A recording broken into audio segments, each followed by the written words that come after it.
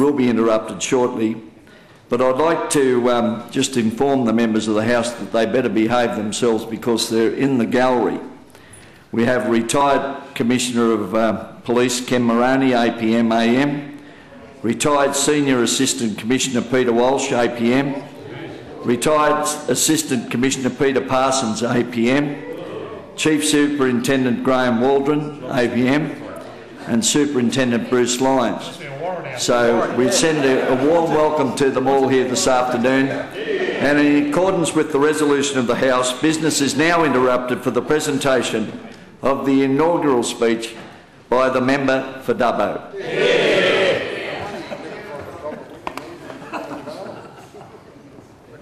Thank you, Mr Deputy Speaker. I rise tonight for the first time in this historic chamber in response to Her Excellency's address to this Parliament. In doing so, can I firstly offer my congratulations to you, Mr Deputy Speaker, on your well-deserved role, and also my congratulations to Madam Speaker on her historic and deserved election to her role. In addition, can I offer my congratulations to each of my new parliamentary colleagues on your election to this House and those in our other chamber. I tonight renew my pledge of loyal service to the Premier, the Deputy Premier and all the Cabinet members in assisting them in their vital services to our state as part of the 55th Parliament. I stand here tonight a humbled yet very proud member for the Dubbo Electorate. From the outset, I would like to acknowledge the former member, Ms Dawn Fardell, who I have succeeded to this place, and wish her well with her future. I stand here now as the 13th state representative of the proud electorate of Dubbo, first proclaimed in 1894 and since its second incarnation from 1930. This is not an honour that is lost on me for a single moment. Mr Deputy Speaker, I was not born into poverty, nor was I born into privilege. I am just an ordinary bloke with an extraordinary opportunity.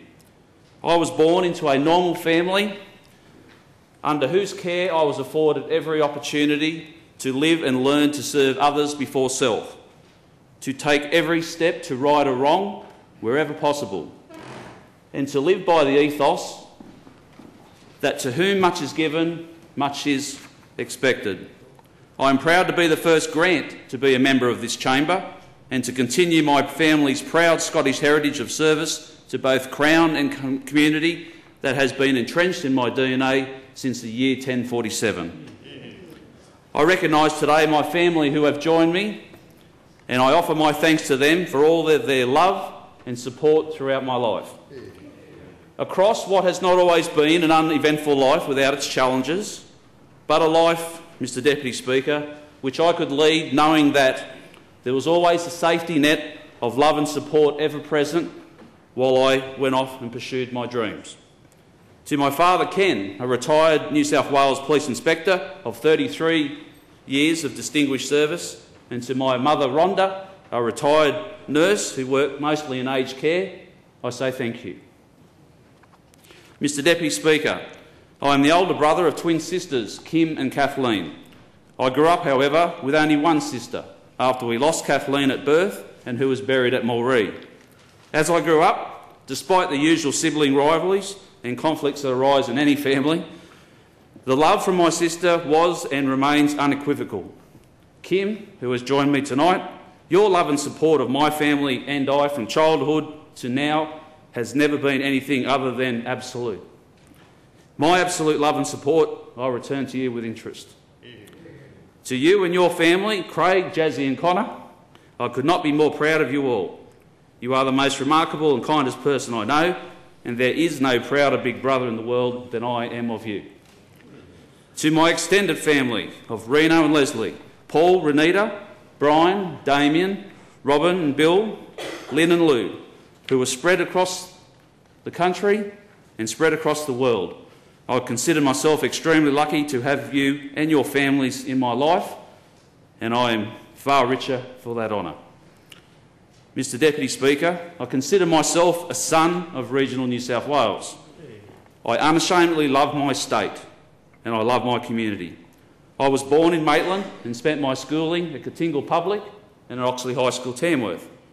And throughout my life, I've had the privileged opportunity to have lived and worked in so many wonderful towns and regional cities that I feel a dual responsibility to not only represent my electorate, but also the communities which at sometimes I've called home. These communities include towns within the Maitland, Barwon, Tamworth, Newcastle, Charlestown, Swansea, Lake Macquarie, Cessnock, Goulburn, Northern Tablelands and even the Drummoyne electorates. In addition, I have family living in the Port Stephens, Central Coast and Tweed Heads electorates. From that, it should be abundantly clear that my rolling stone existence means that my interests lay right across the breadth of this wonderful state. It is on behalf of my electorate and those communities I have outlined that I stand here tonight with a clarity of mind, a courage of conviction and an unshakable determination to ensure that regional New South Wales gets its fair share. Yeah. I stand here in that determination to make sure my communities get a fair go. I know, Mr Deputy Speaker, that I share this determination with my very new, talented Nationals colleagues, and they've become very genuine good friends. In the Upper House, the Honourable Niall Blair and Sarah Mitchell. In this chamber, the members for Mile Lakes and Orange, Stephen Bromhead and Andrew G.